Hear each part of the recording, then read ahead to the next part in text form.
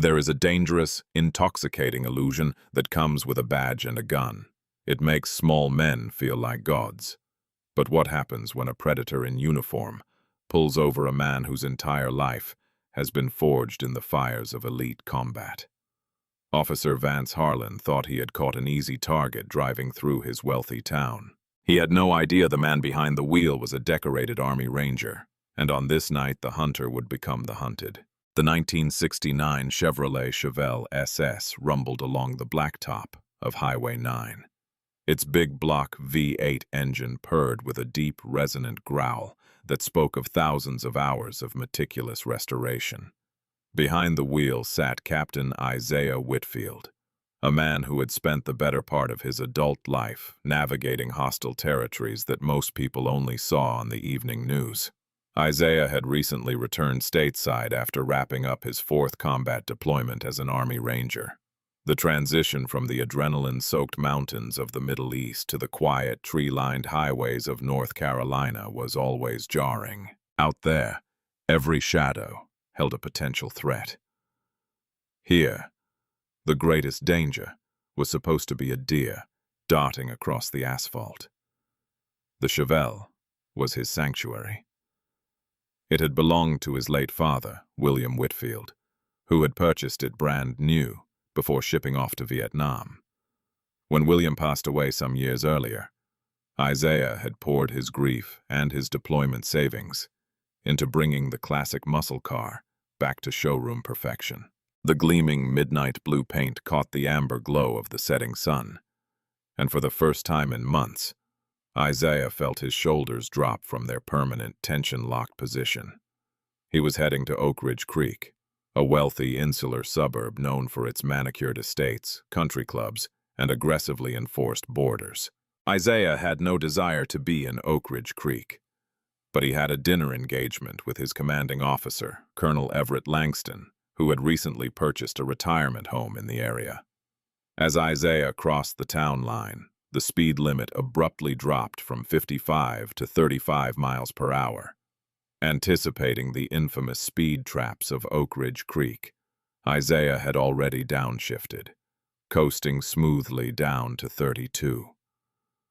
He drove with the precision of a man who left nothing to chance. His seatbelt was fastened, both hands rested at 10 and 2 on the wooden steering wheel, and every light on the classic car was in perfect working order. He was wearing civilian clothes, a fitted gray thermal Henley and dark denim jeans. Without his uniform, the medals and the combat patches, he looked like any other civilian. More specifically, to certain eyes, he looked like a large, muscular black man driving a $70,000 vintage car through a neighborhood where the median income sat comfortably in the top 1%. Isaiah saw the cruiser, tucked behind the thick oak trees near the town welcome sign, before the officer even hit the ignition. His combat-trained eyes automatically tracked the silhouette of the patrol car. A beat later, the cruiser pulled out, its tires kicking up a small cloud of gravel, and aggressively fell in behind the Chevelle. Isaiah did not alter his speed. He kept his eyes on the road, glancing briefly in the rearview mirror. The patrol car tailgated him for a solid mile, riding so close that Isaiah could not even see its headlights in his mirrors. It was a classic intimidation tactic, designed to make a driver nervous, to force them to cross a double yellow line or tap the brakes too hard, giving the officer the paper-thin excuse needed for a traffic stop. Isaiah did not bite. His resting heart rate stayed steady at 50 beats per minute. Taking incoming fire in the Korengal Valley had been stressful. A tailgating local cop was barely a nuisance. Then, the flashing red and blue lights erupted, cutting through the encroaching twilight. The short, angry burst of the police siren chirped, demanding submission. Isaiah sighed, his broad chest rising and falling slowly. He knew exactly what this was. He activated his right turn signal, slowly decelerated, and bypassed a narrow, dark stretch of shoulder in favor of pulling into the brightly lit parking lot of a closed gas station a quarter-mile ahead. It was a standard safety protocol, beneficial for both the driver and the officer. ensuring visibility and reducing the risk of being struck by passing traffic. He parked the Chevelle neatly in a spot, turned off the engine and removed the keys from the ignition, placing them visibly on the dashboard. He rolled down all 4 windows, turned on the interior dome light, and placed his large hands firmly back on the top of the steering wheel. He made himself entirely visible, removing any ambiguity, any shadow, and any excuse an officer might use to claim they feared for their life. In the side mirror, Isaiah watched the door of the patrol car swing open. Officer Vance Harlan stepped out. He was a man in his late 40s with a flushed complexion and a thick, heavy-set frame that strained the buttons of his tailored uniform. Harlan adjusted his duty belt, resting his right hand casually but deliberately on the butt of his sidearm as he approached the driver's side of the Chevelle. Isaiah took a slow, deep breath, mentally preparing himself for the theater he was about to participate in. The heavy footsteps stopped just behind the B-pillar of the Chevelle. Officer Harlan did not step fully into the window frame. He hung back in the driver's blind spot, forcing Isaiah to turn his head awkwardly to make eye contact. It was another textbook power play. Harlan shone a high-lumen tactical flashlight directly into the rearview mirror, bouncing the blinding beam straight into Isaiah's eyes. "Evening, officer," Isaiah said, his voice calm, deep, and devoid of any confrontational edge. Harlan did not return the greeting. He stood in silence for a long, tense pause, scanning the pristine interior of the classic car, his eyes lingering on the leather bucket seats and the polished chrome shifter. "Whose car is this, boy?" Harlan finally asked. The last word was dropped with heavy, deliberate emphasis. It was not a casual slip of the tongue. It was a calculated insult, a verbal test of dominance. Isaiah's jaw tightened imperceptibly, but his expression remained a mask of polite indifference. "It's my vehicle, officer. Is there a reason you pulled me over tonight?" "I ask the questions here," Harlan snapped, leaning down slightly so his face was visible in the window frame. "I asked whose car it is. A ride like this costs more than a house in some neighborhoods. You don't look like the type of guy who restores classic American steel." "I have the registration right here," Isaiah replied, keeping his hands glued to the steering wheel. "My license, registration, and proof of insurance are in my wallet in my right back pocket. Do I have your permission to retrieve them?" Harlan sneered, clearly annoyed by Isaiah's procedural perfection. People who knew their rights and followed protocol were harder to break down. "Slowly. No sudden movements. I see a shadow I don't like, and we're going to have a serious problem." Isaiah shifted his weight, slowly reached into his back pocket, and pulled out his leather wallet. With deliberate, telegraphed movements, he extracted his North Carolina driver's license, the vehicle's registration, and his insurance card. As a secondary measure, he also pulled out his green active-duty military identification card and handed the stack through the window. Harlan snatched the cards out of Isaiah's hand. He shined his light on the driver's license. "Isaiah Whitfield, Fayetteville," Harlan read aloud, butchering the pronunciation with a lazy drawl. "You're a long way from home, Isaiah. What brings you to Oak Ridge Creek? We don't get a lot of tourists like you out here." "I'm visiting a friend for dinner," Isaiah said. Harlan shuffled the cards deliberately, ignoring the military ID. He looked at the registration. "Car is registered in your name, issued some years back. How'd you afford it? You steal it or deal for it?" Isaiah's eyes locked onto Harlan's. The Ranger training kicked in, the psychological conditioning that allowed him to compartmentalize anger and focus purely on the objective. The objective here was to survive the encounter and expose the man standing outside his window. "It was an inheritance from my father," Isaiah answered, his tone dropping an octave, becoming rigid and formal. "Again, officer, I need you to articulate the reason for this traffic stop. I was traveling under the posted speed limit. My vehicle is in complete mechanical compliance. and I maintain my lane. You were swerving, Harlan lied effortlessly, stepping closer to the door. Crossed the solid white line twice back there on Highway 9. That's failure to maintain a lane, suspicion of driving under the influence.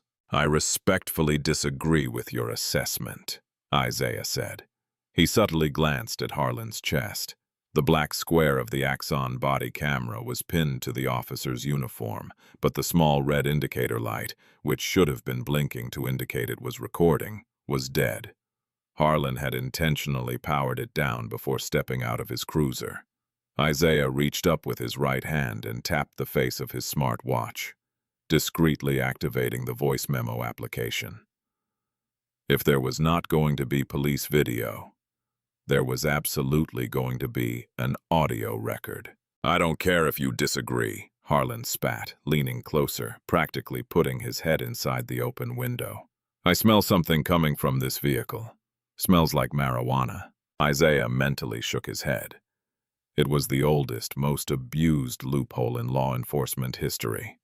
The fabricated scent of narcotics.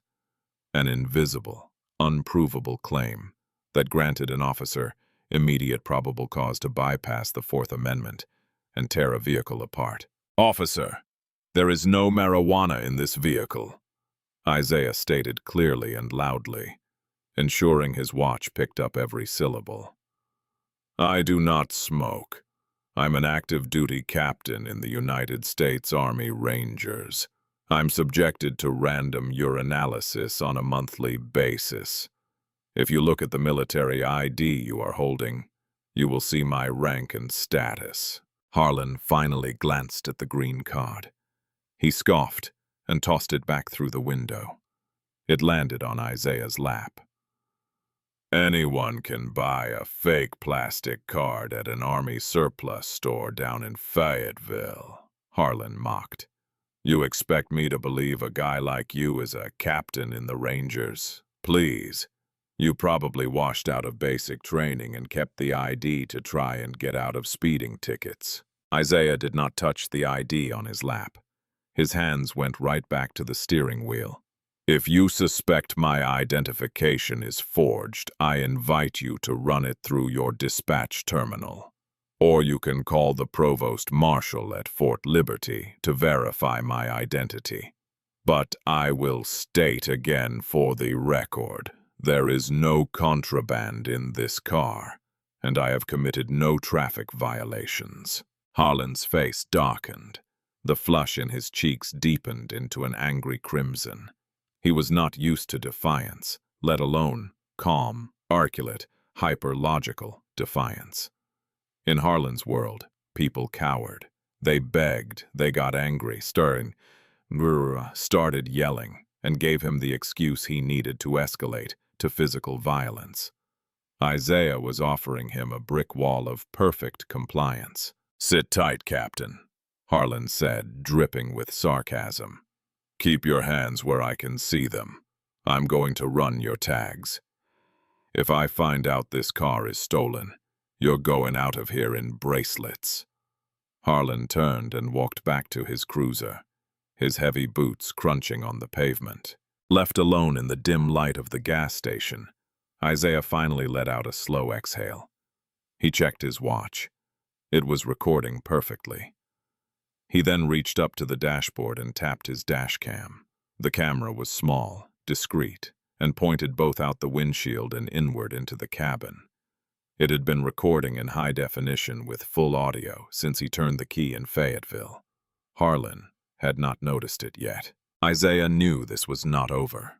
A cop like Harlan did not back down. When their authority was challenged by someone they deemed inferior, they doubled down. Isaiah prepared himself for the inevitable escalation. Time dragged on slowly. The silence of the abandoned gas station was broken only by the rhythmic ticking of the Chevelle's cooling exhaust pipes and the low static of the police radio echoing from Harlan's cruiser. Isaiah watched the rearview mirror. He could see Harlan sitting in the driver's seat, bathed in the harsh blue light of his mobile data terminal. Harlan was typing furiously, likely trying to find any outstanding warrant. any unpaid parking ticket, any excuse to justify what he was about to do. He would find nothing. Isaiah's record was not just clean, it was spotless. Suddenly, a second set of headlights swept across the parking lot. Another Oak Ridge Creek patrol car pulled in swiftly, parking at an aggressive angle that blocked the Chevelle from moving forward. A younger officer, Rookie Officer Brandon Hale according to his silver nameplate, stepped out. He looked to be in his mid-20s, fresh out of the academy, with an eager but nervous energy. Harlan exited his vehicle and intercepted Hale near the rear bumper of the Chevelle. Isaiah could not hear their exact words, but the body language was clear. Harlan was gesturing wildly toward Isaiah's car, painting a picture. Hale nodded along, looking apprehensively at the sleek muscle car. The two officers approached. Harlan took the lead, returning to the driver's side window, while Hale flanked the passenger side, shining his own flashlight into the car. "All right, Whitfield," Harlan said, his voice dropping all pretense of a routine traffic stop. "Step out of the vehicle." "Officer," Isaiah replied, his voice remaining terrifyingly steady. "I have provided my identification and my registration, which I assume came back clean. Am I receiving a citation or am I free to go?" "I said step out of the damn car," Harlan barked, his hand unclasping the retention strap on his holster. The unmistakable sound of the leather snapping open echoed in the quiet night. It was a lethal threat. "I am asking for clarification," Isaiah continued, turning his head to look directly into Harlan's eyes. "Are you ordering me out of the vehicle?" "Yes, I am ordering you out of the vehicle," Harlan shouted, his spit flying onto the Chevelle's window glass. "Under Pennsylvania versus Mims, I have the right to order you out, and I have probable cause to search this vehicle based on the odor of narcotics. Now get out before I shatter this window and drag you out." Isaiah did not flinch at the shouting.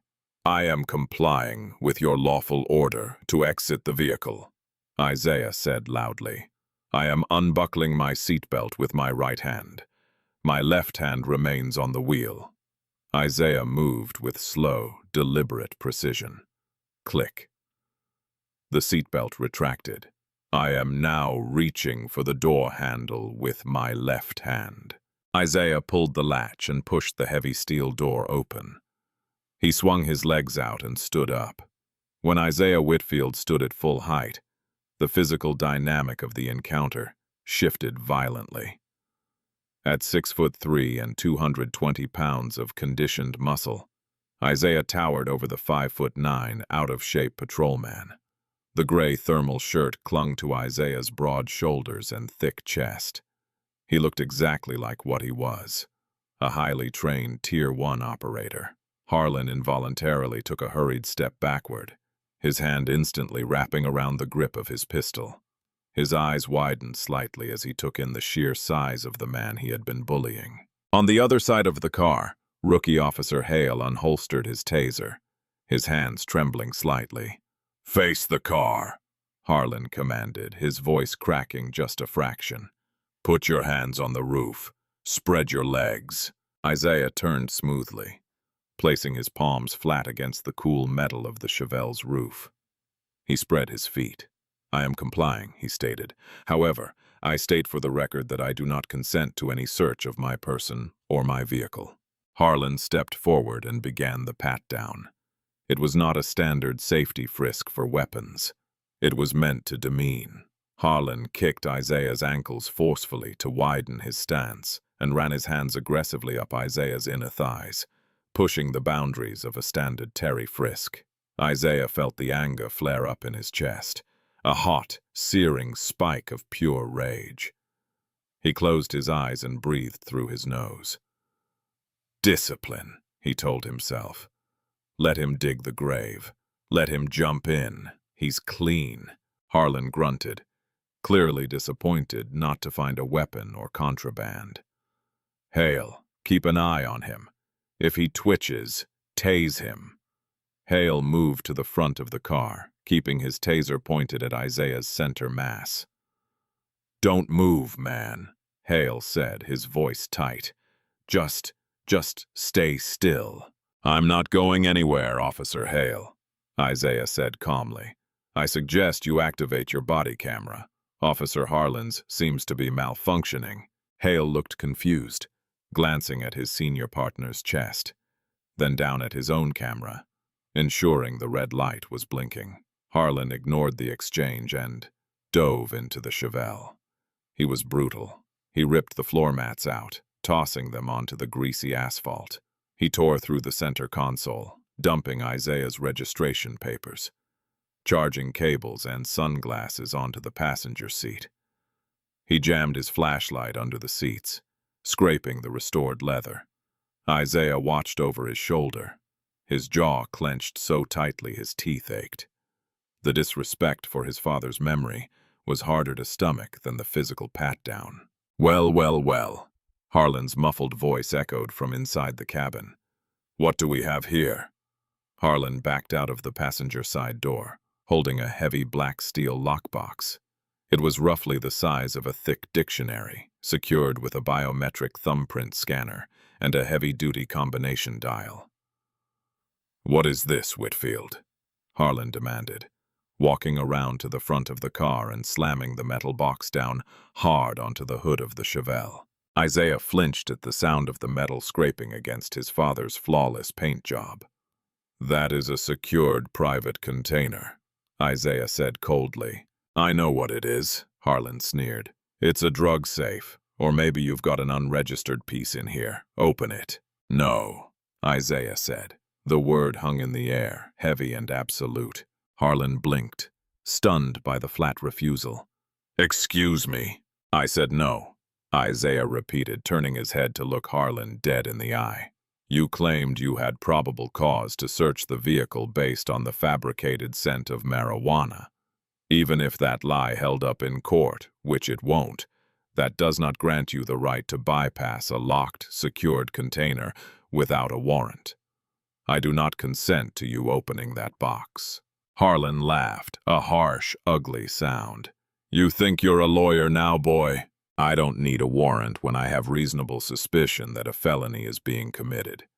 Now put your thumb on this scanner and open the damn box, or you are going to jail for obstruction of justice. Officer Harlan, Isaiah said, his voice dropping into a register that sent a chill down Rookie Officer Hale's spine. I am going to give you one final opportunity to de-escalate this situation. You are stepping into territory that will end your career. I highly recommend you call your watch commander down here before you try to force that box open. You do not want to see what is inside. Harlan's face twisted into an ugly mask of pure arrogance. To him, Isaiah's warning was not a lifeline. It was a challenge to his authority. Hale, Harlan barked, his eyes never leaving Isaiah's. Go to the trunk of my cruiser. Get the breaching pry bar. Hale hesitated. Sir, are you sure we could just call it in, get a warrant if we need? I said get the damn bar, Hale, Harlan roared. I'm not waiting on some judge while this thug stands here giving me orders. Move. Hale scrambled to the cruiser. Isaiah looked at the steel box resting on the hood of his car. Inside that box was not drugs, and it was not an unregistered weapon. Inside that box was a collection of heavily classified briefing documents, highly sensitive cryptographic keys for military communications, and a personal signed letter from the Secretary of Defense regarding Captain Whitfield's upcoming promotion and deployment strategy. And Harlan was about to pry it open in the parking lot of a gas station. Isaiah looked back at Harlan, a cold, almost pitying look in his eyes. The trap was set. The bait was taken, and the jaws were about to snap shut. You're making a massive mistake, Isaiah whispered. Shut up, Harlan smiled, taking the heavy iron pry bar from a trembling Hale. Let's see what you're hiding. The screech of tortured metal echoed across the empty asphalt. Officer Harlan jammed the heavy iron pry bar beneath the reinforced lid of the lockbox, using the pristine midnight blue hood of the 1969 Chevelle for leverage. Isaiah closed his eyes for a fraction of a second as the iron gouged deep into his father's custom paint job, scraping down to the bare steel. It was a desecration. But the destruction of the car was nothing compared to the catastrophic legal boundary Harlan was currently obliterating. "Officer Hale," Isaiah said over his shoulder, his voice projecting clearly. "I want you to visually verify and note the time for the record. Officer Harlan is forcibly bypassing a federally secured container." Hale swallowed hard, his hand still shaking on the grip of his taser. He glanced at his smart watch, a look of profound unease washing over his young face. Sir, maybe we should stop and call the shift supervisor." "Shut up, Hale," Harlan grunted, his face red with exertion as he threw his body weight onto the pry bar. With a deafening crack, the heavy-duty hinges surrendered. The biometric lock sparked once, emitting a high-pitched 2-second digital whine before dying. The lid of the box flew open, clattering against the windshield. Harlan dropped the pry bar onto the damaged hood, a triumphant smirk plastered across his sweaty face. "Let's see the stash, Captain." He reached inside and pulled out the contents. There were no bags of white powder. There were no illegal firearms. There were only thick, heavy-stock manila folders, a solid-state cryptographic hard drive stamped with a red barcode, and a leather-bound portfolio. Harlan frowned, flipping open the first folder. The bold crimson lettering across the top and bottom of every single page screamed out in the dim light of the gas station. "Top secret, //SCI//NOFORN."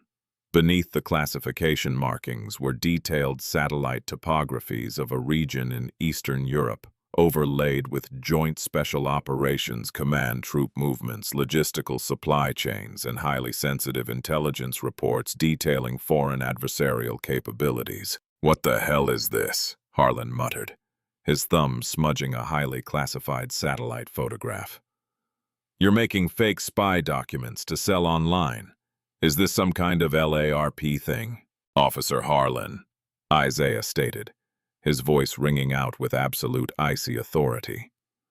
"You are holding classified intelligence documents belonging to the United States Department of Defense. You have just committed a Class A felony under the Espionage Act by forcibly bypassing a secured container and accessing sensitive compartmented information without clearance. Put the documents back." Harlan barked a laugh, though it sounded a little thinner, a little less confident. He tossed the first folder carelessly onto the windshield and opened the leather portfolio. Inside rested heavy cardstock stationery, bearing the gold-embossed seal of the Department of Defense. Harlan read the signature at the bottom aloud. "Lloyd J. Austin III, Secretary of Defense." He looked up, a sneer twisting his lips. "You really went all out on the props, Whitfield. Forging a signature from the SECDF. You're going to federal prison for fraud." "Read the letter, Harlan," Isaiah said, his eyes locking onto the older cop. Harlan's eyes scanned the page. The letter was a personal commendation and an authorization for Captain Isaiah Whitfield to retain custody of the cryptographic drive for transit to a secured JSOC briefing at Fort Liberty. It outlined in no uncertain terms the federal authority granted to Isaiah during this transit. For a brief second, a flicker of doubt crossed Harlan's eyes, but his pride, swollen by years of unchecked authority in Oak Ridge Creek, violently pushed it away. He could not be wrong. He would not be wrong. "Get your hands behind your back," Harlan suddenly roared, unhooking the handcuffs from his belt. "You're under arrest for forgery, obstruction of justice, and suspected espionage. Hale, cuff him." Isaiah did not resist. He knew better. He slowly brought his hands behind his broad back, interlacing his fingers. Hale stepped forward hesitantly, holstering his taser and pulling out his own cuffs. He ratcheted the cold steel around Isaiah's thick wrists. The cuffs were tight, biting into his skin. "In the back of my cruiser," Harlan ordered, gathering the spilled classified documents in a messy, crumpled pile and shoving them back into the broken lockbox. "You're done, boy." As Hale escorted him toward the squad car, Isaiah glanced down at the shattered remains of the lockbox on his hood. What Harlan did not know, what his localized small-town brain could not possibly comprehend, was that the high-pitched whine the box had emitted when broken was not just failure. It was a tamper-evident distress beacon linked directly to the Department of Defense's global monitoring network. The signal had instantly alerted JSOC headquarters and the United States Army Criminal Investigation Division that top-secret materials were being violently compromised. GPS coordinates had been transmitted. A Tier 1 rapid response protocol had automatically been initiated. Isaiah ducked his head and slid into the cramped hard plastic back seat of the police cruiser. The trap had not just snapped shut. The jaws had locked. Harlan was a dead man walking. The interior of the cruiser smelled of stale coffee and industrial disinfectant. Isaiah sat in silence, the heavy steel of the handcuffs digging into his wrists. Outside, Harlan was strutting around the Chevelle, taking photos with his personal cell phone, completely ignorant of the digital tripwire he had just severed. Hale slid into the driver's seat of the cruiser, shutting the door. He did not look back at Isaiah. The young rookie was staring at his laptop terminal, his face illuminated by the harsh blue light of the screen. He was running Isaiah's name and the vehicle identification number through the National Crime Information Center database. Isaiah watched in the reflection of the plexiglass divider as Hale's eyes widened. The rookie's mouth fell open in a silent, "Oh." The screen had not just returned a clean record. It had returned a red-flagged restricted file, a marker indicating that the individual queried was an active-duty Tier 1 operative, accompanied by a glaring notification to contact the Department of Defense immediately upon detention. Hale slowly turned around in his seat, looking through the metal grate at Isaiah. The arrogance of the uniform had completely melted off the rookie's face, replaced by a pale, sick dread. "Sir," Hale whispered, his voice trembling. Are you really JSOC?" "I am," Isaiah replied calmly. "And your partner just forcefully accessed a Level 5 encrypted lockbox containing actionable compartmentalized intelligence. He has contaminated the chain of custody and exposed top-secret documents to an unsecured environment." Hale swallowed, a bead of sweat tracing down his temple. He thought it was drugs. He thought it was fake. "Ignorance of the law is not an excuse, Officer Hale. You enforce that rule every day. Tonight it applies to you." Isaiah leaned slightly forward against the constraints. "Look out your windshield. Tell me what you see." Hale turned his head. Far down Highway 9, cresting the hill that led out of Oak Ridge Creek, a procession of headlights was appearing. But they were not moving at the standard speed limit. They were coming fast, eating up the blacktop with aggressive velocity. Suddenly, the police radio mounted on the dashboard erupted into chaotic static. Unit 4, this is dispatch. Come in immediately. Over." The dispatcher's voice was panicked, a stark contrast to the usual bored monotone. Hale grabbed the radio mic with a shaky hand. "This is Unit 4, Hale speaking. Unit 4, Hale. Where is Harlan? We just received a Priority 1 override call from the FBI field office in Charlotte and the Provost Marshal at Fort Liberty. They are demanding your exact coordinates." "What the hell is going on out there?" Before Hale could respond, the wail of sirens pierced the night air. But these were not the standard chirps of local law enforcement. It was the deep, guttural howl of heavy federal response vehicles. 4 massive, unmarked, matte black Chevrolet Suburbans swarmed into the gas station parking lot. Their high-beam headlights washed the entire area in blinding white light. They moved with military precision, boxing in both Oak Ridge Creek patrol cars and Isaiah's Chevelle in a tactical enclosure. Harlan, who had been leaning against Isaiah's car, froze. He squinted against the glaring lights, his hand instinctively dropping to his sidearm. "Hey, this is an active crime scene! Back off!" he shouted, completely misreading the situation. The doors of the Suburbans flew open simultaneously. More than a dozen heavily armed men stepped out. Some wore full tactical gear with FBI emblazoned in stark yellow letters across their plate carriers. Others wore the sleek, subdued multicam uniforms of military police. Their rifles were held securely at the low ready. "Hands away from your weapon!" A thunderous voice echoed from a megaphone. "Step away from the vehicle now!" Harlan's jaw dropped. The reality of the situation finally violently shattered his delusion. He slowly raised his hands, stepping away from the Chevelle. His eyes darted frantically between the heavily armed federal agents surrounding him. From the lead Suburban, a tall, imposing man in a pristine army dress uniform stepped out. It was Colonel Everett Langston, the man Isaiah had been driving to meet. Langston's face was carved from granite, his eyes blazing with a fury that could melt steel. He marched directly toward Harlan, flanked by 2 CID agents. "Who is the commanding officer of this scene?" Colonel Langston demanded, his voice slicing through the chaos like a whip. "I am," Harlan stammered, trying to puff out his chest, but failing miserably under the crushing weight of the colonel's glare. "Officer Vance Harlan, Oak Ridge Creek PD. We have a suspect in custody for forgery and—" "Shut your mouth!" Colonel Langston snapped, stepping so close to Harlan that the officer had to lean back. "You don't have a suspect. You have a United States Army Ranger captain unlawfully detained. And if what my command center just told me is true, you have forcefully accessed a Department of Defense secured courier box." Langston's eyes flicked to the hood of the Chevelle.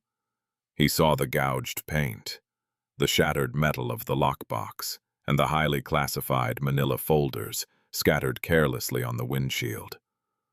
The color completely drained from Colonel Langston's face, replaced by a terrifying cold rage. He looked back at Harlan, who was now trembling visibly. "Agent Cole," Colonel Langston said, not breaking eye contact with the local cop. An FBI agent stepped forward. "Yes, Colonel." "Disarm this man," Langston ordered, pointing a finger directly at Harlan's chest. "Arrest him, read him his rights, and prep him for federal transport." Harlan gasped, taking a frantic step back. "Wait. No, you can't do this. I have jurisdiction here. He crossed the white line. I smelled marijuana." "You smelled nothing but your own ego," Langston said softly. "You have just compromised a Level 5 intelligence packet sanctioned by the Secretary of Defense. By tomorrow morning you will be in a federal holding cell. By next month you will be in Leavenworth." As the FBI agents moved in, stripping Harlan of his gun belt and slamming him against the side of his own cruiser, Hale sat frozen in the driver's seat, watching his mentor's career end in spectacular fashion. Isaiah sat quietly in the back, watching the flashing red and blue lights paint the parking lot. The storm he had warned Harlan about had arrived, and it was glorious. Inside the suffocating confines of the police cruiser, Rookie Officer Hale was hyperventilating. His hands gripped the steering wheel so tightly, his knuckles were white. His wide eyes fixed on the terrifying spectacle unfolding through the windshield. The federal agents moved with a synchronized, ruthless efficiency that local law enforcement could only dream of. A sharp, authoritative rap on the driver's side window made Hale jump out of his skin.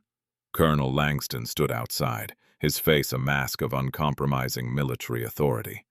Hale scrambled to roll down the window, his fingers fumbling violently with the controls.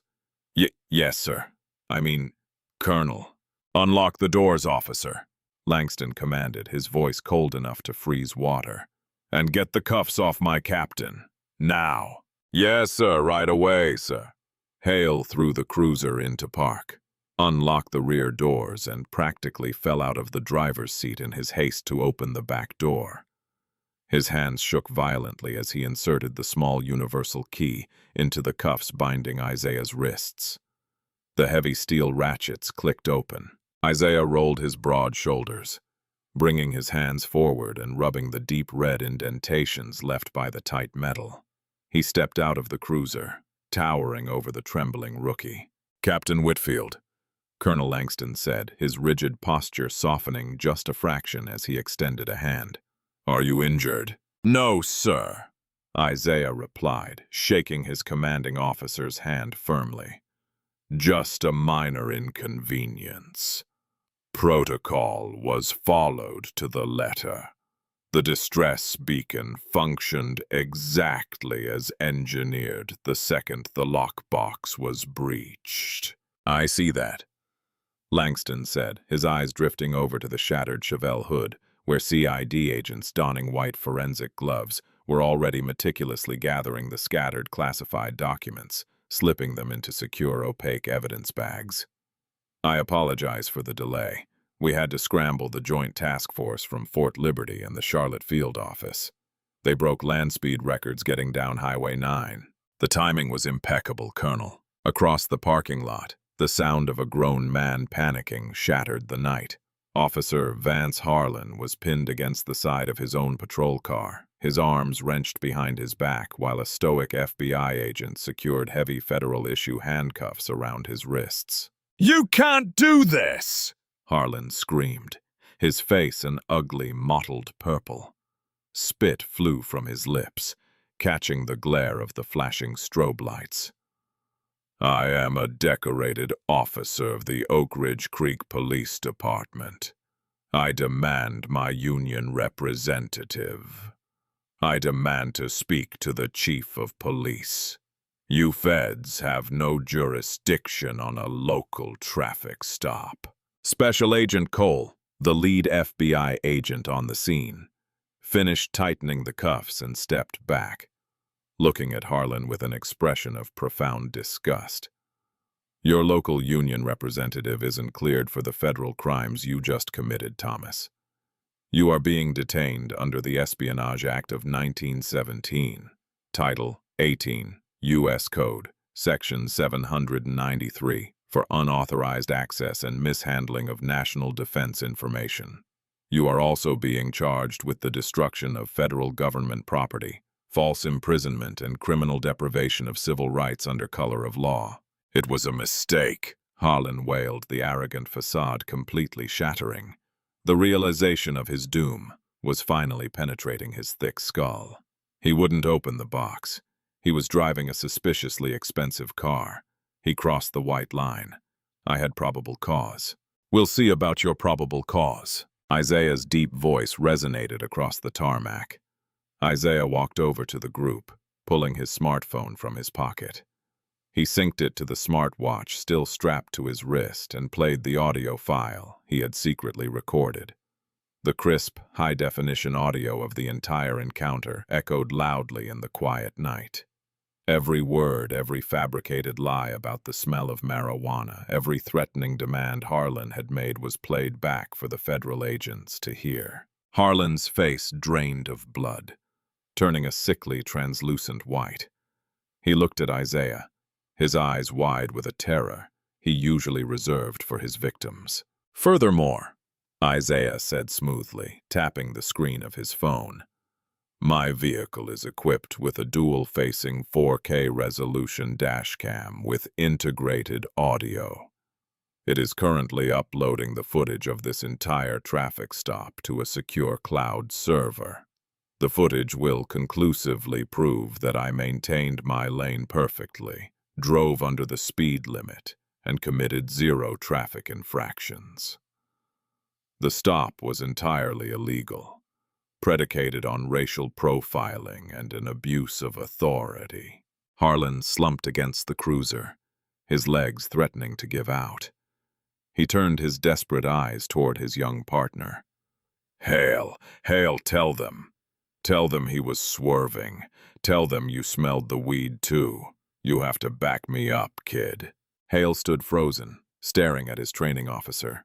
For weeks, Harlan had taught him that the badge was a shield against consequences.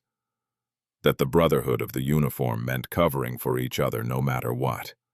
But looking at the array of heavily armed federal agents and the towering, calm presence of the Army Ranger he had helped illegally detain, Hale made the most important decision of his life. Hale reached up to his chest, unclipped his Axon body camera, and held it out to Agent Cole.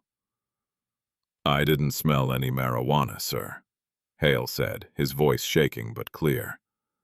Captain Whitfield was driving perfectly. Officer Harlan powered down his body camera before approaching the vehicle. He ordered me to retrieve the pry bar to break open the box, even after Captain Whitfield warned him it was a federal container. I have it all on video. I'll testify to whatever you need." "You little rat!" Harlan shrieked, lunging awkwardly at Hale before Agent Cole shoved him hard against the car. "Good choice, son," Agent Cole said, taking the camera from Hale. He looked at another agent. "Put Harlan in the back of the transport. I don't want to hear his voice anymore."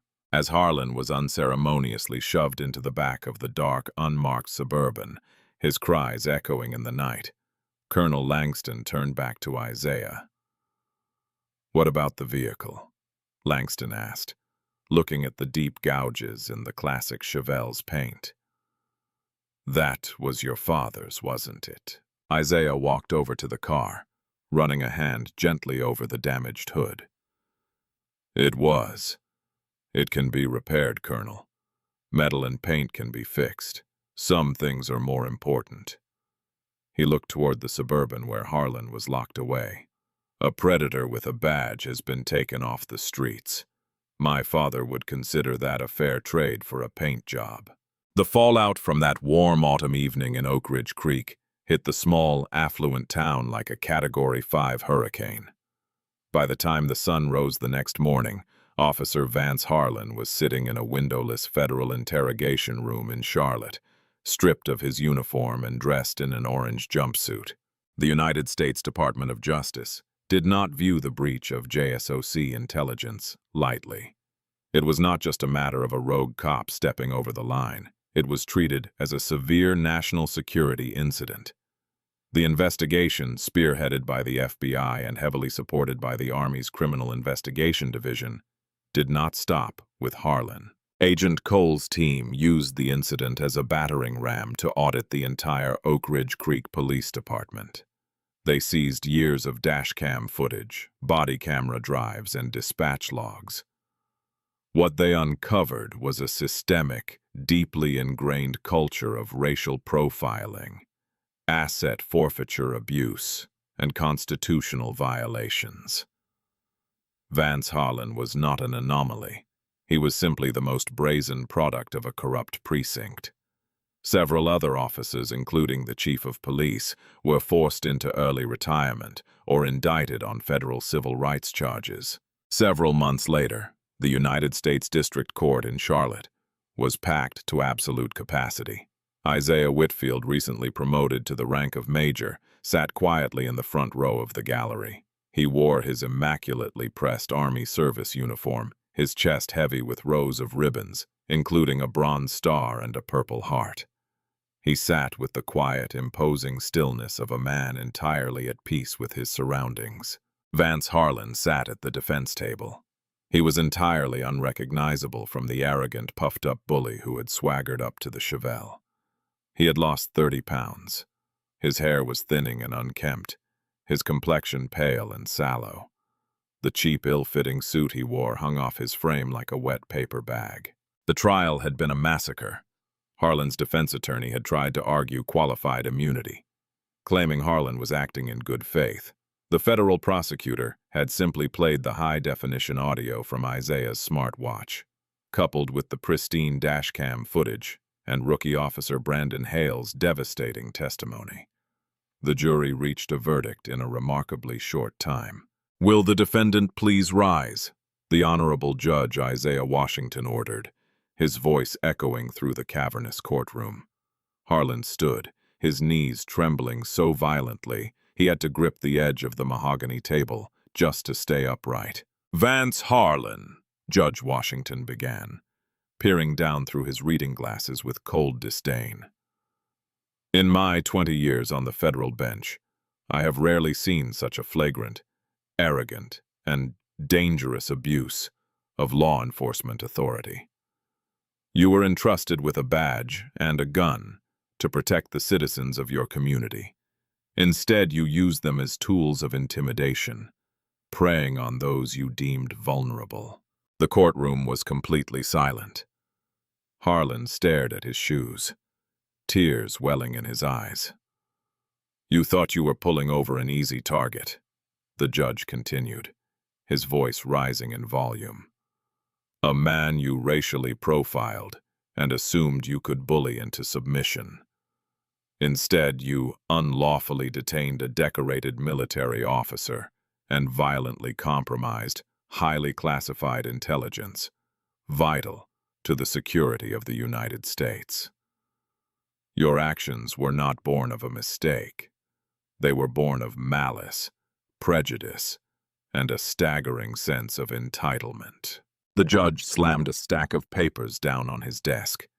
For the charges of violating the civil rights of Major Isaiah Whitfield, false imprisonment, destruction of federal property, and felony mishandling of classified intelligence, I sentence you to 15 years in a maximum security federal penitentiary, to be served without the possibility of parole. Furthermore, you are forever stripped of your law enforcement credentials. Your pension is hereby revoked, and you will pay restitution for the damages caused to Major Whitfield's property. The gavel slammed down with the finality of a coffin slamming shut. Bang! Harlan collapsed back into his chair, burying his face in his hands as loud, racking sobs tore through his chest. The U.S. Marshals immediately stepped forward, grabbing him by the arms, hauling him to his feet and dragging him toward the holding cells. As Harlan was led past the gallery, he looked up through his tears and locked eyes with Isaiah. Isaiah did not gloat. He did not smile. He merely looked at the broken man with the cold, unyielding stare of a soldier who had neutralized a threat. Harlan broke the eye contact first, dropping his head in absolute shame as the heavy wooden doors of the courtroom swallowed him whole. Outside the courthouse, the bright North Carolina sun was shining. Isaiah walked down the marble steps, adjusting his service cap. Waiting for him at the curb, gleaming like a polished sapphire in the midday sun, was the 1969 Chevrolet Chevelle SS. The hood had been completely replaced and color-matched by one of the finest classic car restorers in the country. The bill was fully covered by the town of Oak Ridge Creek as part of a massive 7-figure civil settlement. Standing by the driver's side door was former rookie officer Brandon Hale. He was no longer wearing a police uniform. He had resigned from the force shortly after the incident, realizing that the culture of local policing in that town was irreparably broken. He was now wearing a crisp suit, working as an investigator for the county's public defender's office. "Car looks beautiful, Major," Hale said, offering a genuine, if slightly nervous smile. "Thanks, Hale," Isaiah replied, returning the smile warmly. "And thank you for what you did in there. It took courage to stand up to him." "It was the right thing to do," Hale said softly. "You taught me more about honor in 10 minutes at a gas station than Harlan taught me in 6 months on the job." Isaiah nodded, shaking the young man's hand. He opened the heavy steel door of the Chevelle, slid into the luxurious leather bucket seat, and turned the key. The big block V8 roared to life, a deep, triumphant symphony of American muscle. Isaiah put the car in gear and pulled out onto the street, the wind catching his window. He drove past the city limits, heading back toward the base, back toward his duty. The road ahead was clear. The shadows were gone. And for the first time in a long time, the drive felt completely, perfectly free. Power, without accountability, is a poison that corrupts the soul. Officer Vance Harlan believed his badge made him untouchable. using it as a weapon against those he felt were beneath him. But the universe has a profound way of delivering justice when bullies cross the wrong line. Major Isaiah Whitfield proved that true strength is not found in shouting or intimidation, but in absolute calm discipline. Harlan's arrogance cost him his freedom, his career, and his legacy, while Isaiah drove away with his dignity and his father's beautiful car intact. If you love this story of instant karma and ultimate justice, please like this video. Share it with your friends to spread the message, and hit that subscribe button for more incredible real-life stories. Leave a comment below on what you would have done in Isaiah's shoes.